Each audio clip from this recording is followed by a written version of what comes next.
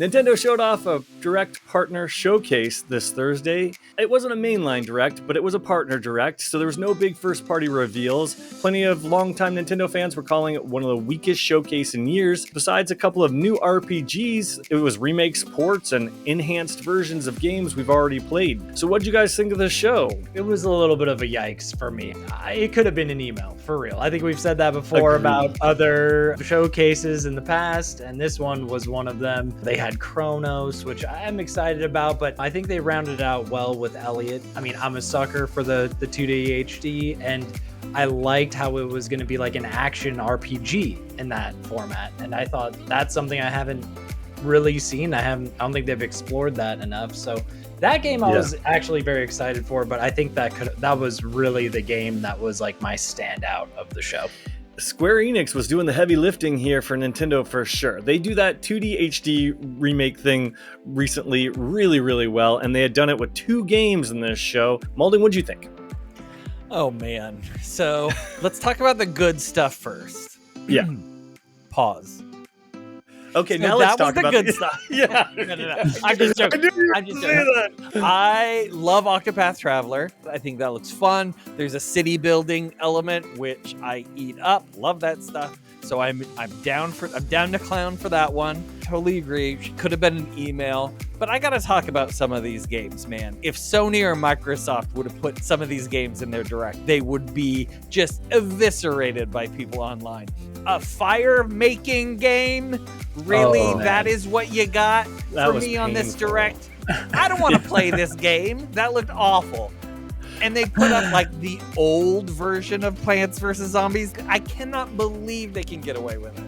All right, so that's my little bit of rant. And then I just have a couple questions like, why in the world wasn't Apex Legends part of the launch? That game has been out for many, many years at this point. Why not why are we putting this in a direct for us to get in a couple months when the game's been like, put that out on launch? That's all this screams. It's like, we don't got any games, so we're gonna have to slow roll some of these games that have been out forever onto this system because, man, it looks like a drought. I thought we were done with Hyrule Warriors. Like, I thought it was out too. Yeah, we already saw that one. I'm like, I thought the first one didn't even do well, so I thought they were like gonna abandon that franchise, but I could not believe my eyes when I was like, oh, they're actually doing more of that. I'm like, I just couldn't not. It probably did better than I expected, but then I'm even leading on. But it's cool that Persona is coming to.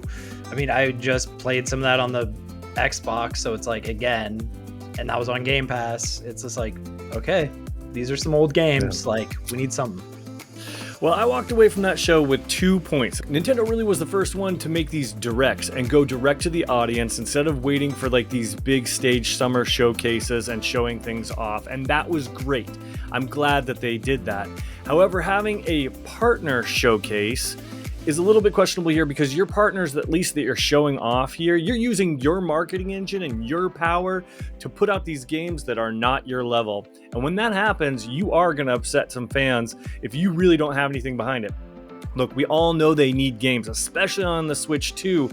But this did not do them any favors, and I think what they need to do is take a cue from their friends Sony and Microsoft and then pivot a little bit and get rid of partner directs. Look, they do need to shine a light on indies. They are an important part of the ecosystem, and they are fun every once in a while, but they need to be shoehorned into the bigger games so that we're excited about everything. They cannot sustain a show on their own, and this seriously proved it because this was just not a great time. The second thing I walked away thinking here, and this was not a good thing, gentlemen, and feel free to fight me on this one as well.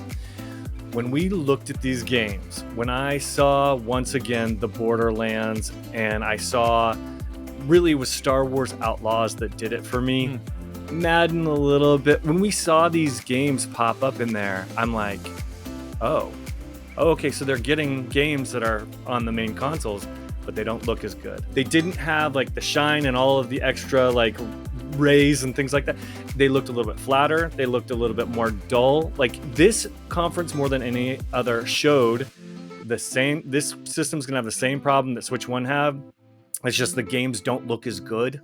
They can't run those mature games, and I'm better off playing on my Xbox and my PlayStation, and I'm waiting for my Nintendo games for my Switch, because the Switch just really isn't, powerful enough for current games. I noticed that with the Chronos gameplay. Yes, that was the other one. Yes, it was clear. Yeah. It was very clear. Yeah. And we had just watched that whole long gameplay preview. Well, some of us did. Some of us fell asleep during it. But yeah, some of us watched. Some of us did. And I immediately know. I was like, oh, there's like another. This is the Switch tax that we're getting. It looks busted compared to what we just watched, whatever, PS5 capture or Xbox or PC. I think it was PC, but it was like, there's a downgrade, and I thought we were escaping that with this system.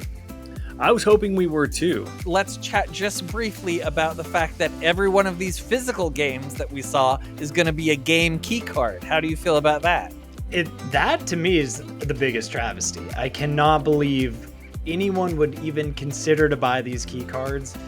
You might as well just buy a digital in the comfort of your own home. Like, they are really trying to get rid of physical in this generation of Switch, and I think they're succeeding, unfortunately. Physical on the Switch just makes me nervous in general. With all these stories about people's consoles being bricked or their games locking them out because someone, did something with the license that came on the card, that doesn't happen on a digital only game, but on these key cards, they can have pirates taking these licenses and locking you out of your own game. They've really messed up physical, and I think that they think they're going to make more money because of this. I think they want to scare people off. They don't want to invest in the physical. They think that their money is more on the digital, but the sad truth is I don't trust them enough to go digital personally. If you had the choice, like if you had a PS5 or an Xbox, it's just a no-brainer to buy the games on that system, especially a physical copy. It's just like, if you were a physical collector like I am, like, there's no shot I would buy it on the Switch too. It would be a PS5 disc every day of the week. The only reason I can see myself buying a Switch 2 at this point is if, one, I had to travel a lot, or two, for Nintendo games, like to actually play a Nintendo game that you can't play anywhere else. But why on earth would anyone choose, out of those two things, to buy one of these games on this system versus a PlayStation or an Xbox? I just don't know. I agree. I think this showcase definitely didn't do them any favors. It might have hurt them a little bit more than it helped them, especially when it comes to making the case for a Switch 2. But I gotta say, with $80 or $70 to $80 for a Nintendo game, that second reason to get a Switch isn't looking as great as it once did. They either need to change their direct system, or they need to rename these third-party things, because it just not a good look.